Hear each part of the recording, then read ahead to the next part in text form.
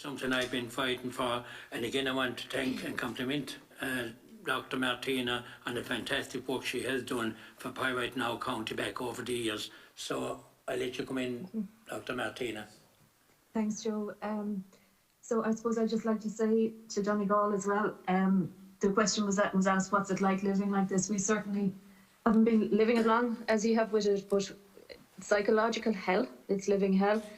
The University of Ulster came out with a very, very good study on the shocking amount of complex PTSD. So you're facing financial ruin and jeopardy. Every aspect of your life is impacted.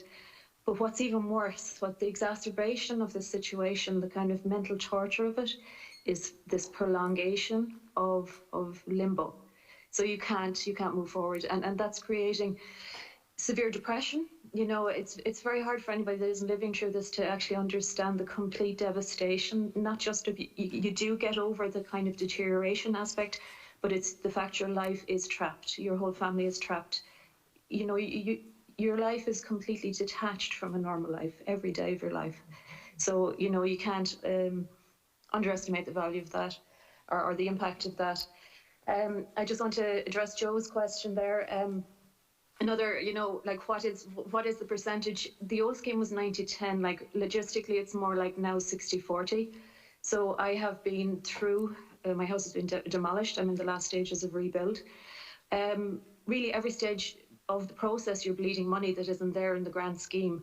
So finding a builder that's going to come in on the rates that are being calculated, impossible. I spoke to 14 of them.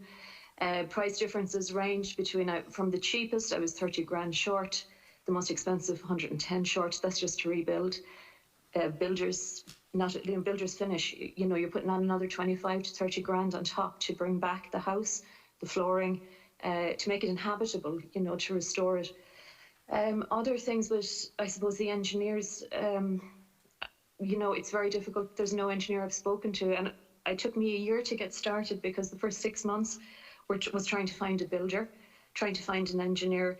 I was very, very fortunate to get a full demolition. So even with that demolition, there was no engineer willing to sign off on keeping foundations in place. Out of 14 builders, very few of them would even would entertain the thought. Some said, well, let's dig down there and see what's there. When we did dig down, you know, the foundations had to come out anyway, and they crumbled, and even the infill was completely pyrite ridden. Every aspect of it. We've even discovered in Clare that the concrete roof tiles that are on some of the buildings are also ridden with pyrite. We have cases of that. So you just have to start from absolute hole in the ground zero.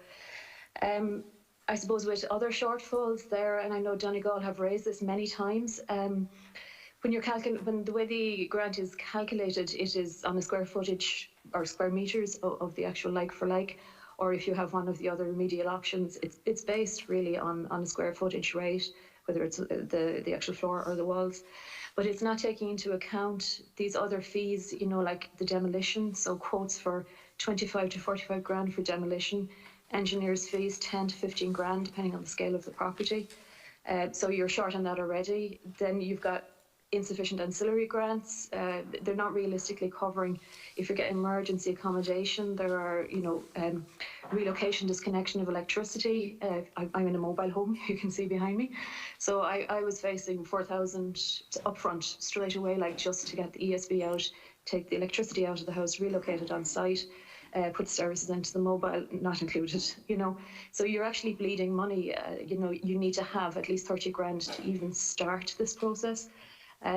So there's so many contingencies.